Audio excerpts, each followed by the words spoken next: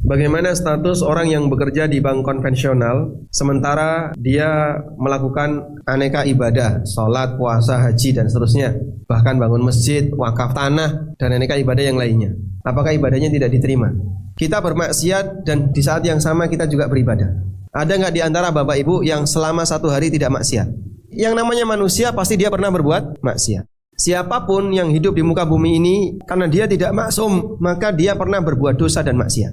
Dan di saat yang sama dia beribadah, dia sholat, dia puasa, dan aneka ibadah yang lainnya. Apakah ibadahnya tidak diterima? Selama ibadahnya dikerjakan dengan benar dan dia tidak bermaksiat dalam ibadah itu. Kalau dia bermaksiat dalam ibadah, bisa jadi ibadahnya nggak diterima.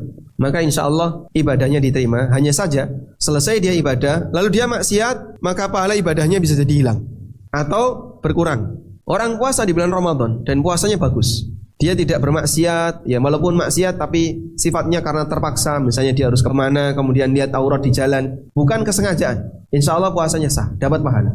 Namun begitu Idul Fitri, Masya Allah, semua seperti dilepas, salaman dengan lawan jenis dan aneka kemaksiatan yang lainnya digelar dalam aktivitas dia.